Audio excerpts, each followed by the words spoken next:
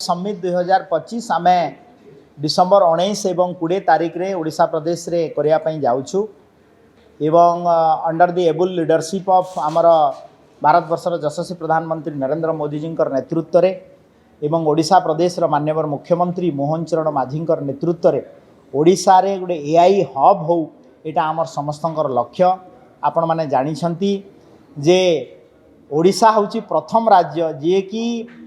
AI policy 2025 आम cabinet रे पास होईची एवं आम ओडिशा रे प्रथम थर पाई 2025-26 रे मध्य बजेट रे आम 20 कोटी एआई डेवलपमेंट पाई रखीचु एवं आसंता 19 एवं 20 तारिख रे जो ओडिशा एआई समिट 2025 हबो आर मुख्य जिनस हला जे 3 सूत्र 4 चक्र। 3 सूत्र हला पीपल लोकय प्लानेट एवं प्रोग्रेस पीपल प्लानेट एवं प्रोग्रेस एवं 7 चक्र हला human capital inclusion of social empowerment safe and trust AI resilience innovation and efficiency science democratizing AI resources AI for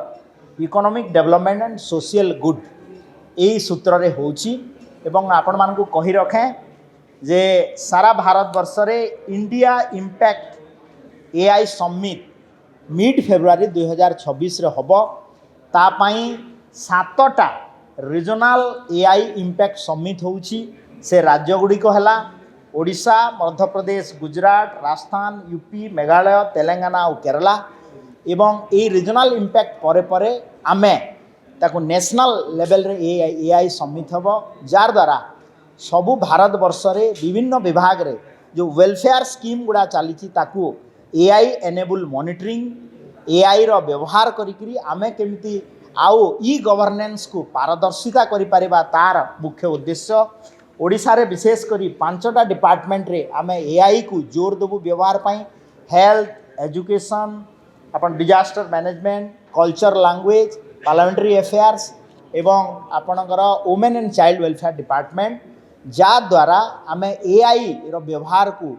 आमे करि पारिबु। ता सहित आ गोटे बड़ अछि जे आमे आपण माने जानिथिबे जे ओडिया भाषा कोश एवं ओडिया भाषार शब्द इंटरनेट रे बहुत कम उपलब्ध अछि जा द्वारा आपण जदि मोबाइल रे इंटरनेट रे हिंदी किंबा इंग्लिश किंबा अन्य भाषा रे पचारिबे से आपन को स्क्रिप्ट से लैंग्वेज रे दे दउछि भाषा सहित। तो आमे माननीय मुख्यमंत्री मोहन चरण माझी नेतृत्व रे आमे भाषादान कार्यक्रम जो माने कि आर्टिकल गुड़ा इंटरनेट रे आपन कंप्यूटर माध्यम रे देबे जा द्वारा से काम करिवो एवं भाषानी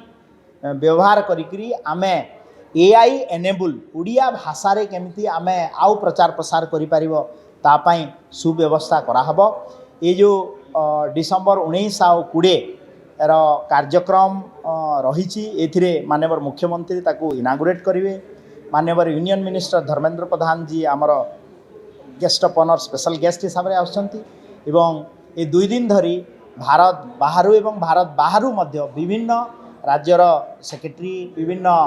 एआई उपरे जो माने रिसर्चर प्रोफेसर तांकर मत रखिबे एवं जहाँ आउटकम बाहरिबो मु आशा रखुची जे विकसित ओडिशा बाय 2036 एवं विकसित भारत बाय 2047 यहाँ पाई यहाँ सहायक हेबो एवं एआई एनेबल आईटी इंटीग्रेटेड गोटे सोसाइटी गठन करिबारे ओडिशा प्रदेश प्रथम राज्य। जदि आपंक आम भिडी भल लगा तेब आम चैनल को लाइक शेयर और सब्सक्राइब करने को जमा भी भूलु नहीं।